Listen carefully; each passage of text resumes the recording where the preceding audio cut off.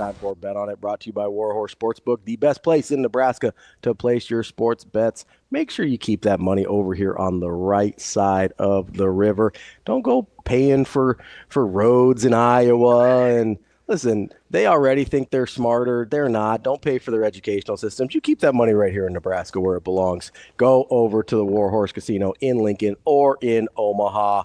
Have a little state pride. Keep that money right here and get your bets into WarHorse Sportsbook. No bets, no glory. I have a perfect. What do you got today? I have a practical example of what you were making fun of me for last week. Well, I make fun of you for a lot, so you're going to have to narrow it down. No, you went all in. Okay, what do we got? And, by the way, I saw you spending time with one of these people all night on Friday night, and Tyler Mosman. Oh, yeah, I love T-Mos. You went through this whole, you went through this whole analogy, these stories of what people would do to me, and I would say, oh man, he's a good guy. I like that guy. So I just found a walking example in real time. Yeah, with Nate. Yes. Yeah. Yes. I mean, he's just going bananas, right? Yeah. But there's a level of he could be right, But it was super snarky, and it was like, I mean, he just was going all in. And at the very end, I'm like, I think I like that guy. Do you know what I mean? I don't know why. That's the best. It's. I know. At first, I was mortified. I was like, "Golly, man!" Relax. I know exactly why. And then I just kept reading, and I was like, If anybody sprinkles in even a little niblet of truth in anything they say, stop. You automatically you start to give them the benefit of the doubt. You're like, oh, that was 99% horse poop, but no, that's not. They like sprinkled a little bit of cheese on top. I like cheese. I could deal with that. You know, there's probably some protein. So do you know where I landed though?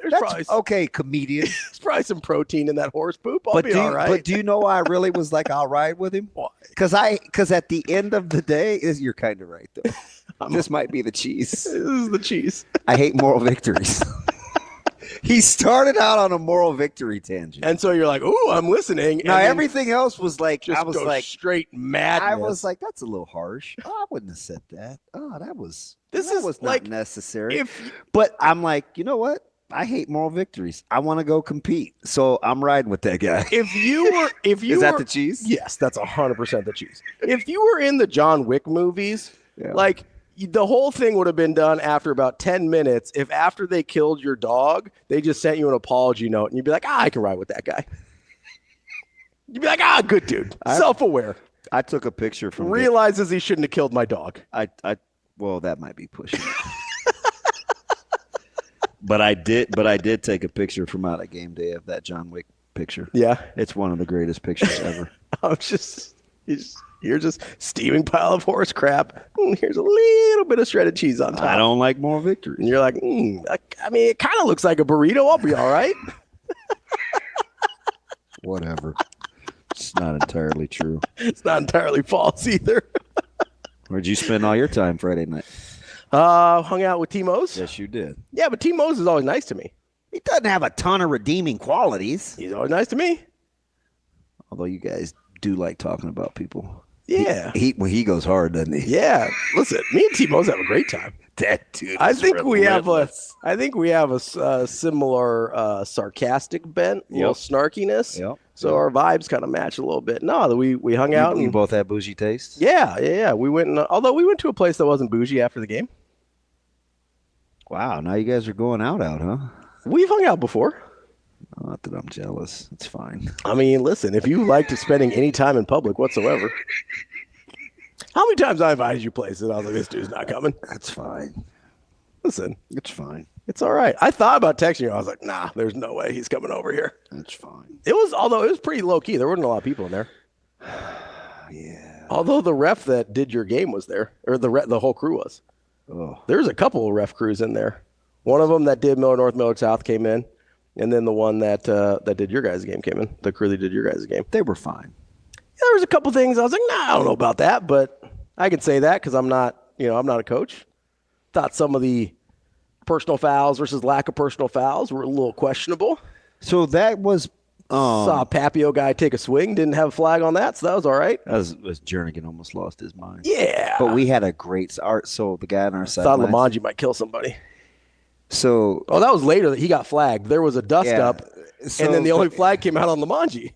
So two ways to disarm. I saw one their official did, and one our coach did. Mm-hmm.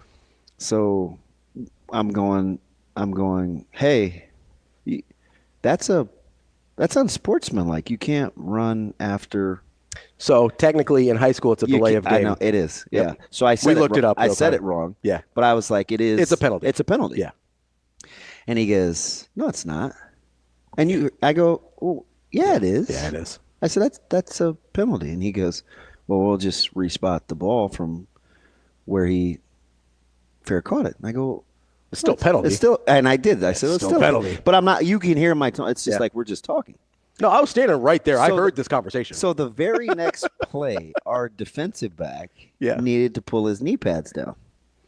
And he called his name like 10 times. He's like, 4. And we coach Charlie, so we know Charlie doesn't always pay attention. It wasn't personal. Yeah. Like, he just is in his own world. Yeah, he's doing his own thing. So there was a tackle along the sideline. I was like, hey, D-Lo, hey, pull your knee pads down before you got to come sit.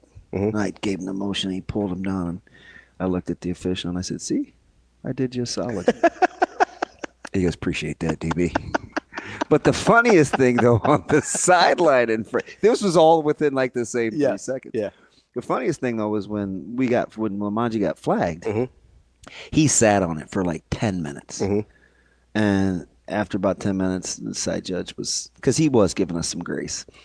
And Coach Lamanji goes, do you know you gave me my first 15-yarder? No warning, no nothing. And the official just kind of looked at him and smiled, and he goes, yeah, streak's over. It's just real casual.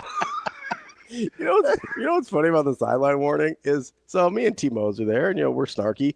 That dude told your sideline to get back about 100 times. Yeah, we're the worst. Well, but there was also it's not like the play was going on. So the one time I do think they should really be pissed is special teams. Because, those dudes are booking. Yes, 100%, right? Yeah. But, you guys, there was a dead ball. I think somebody was injured, so you guys had kind of crept onto the field a little bit. You were talking to your guys. He's like, coaches, I need you to get back.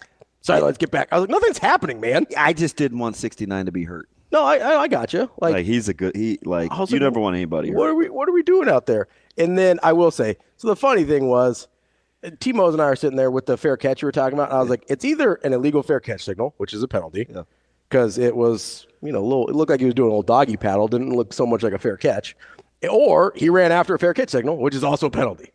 One way or another, that is a penalty. Do you want your slice of cheese? Yes. You know how 15 was giving it to us all game? Yeah.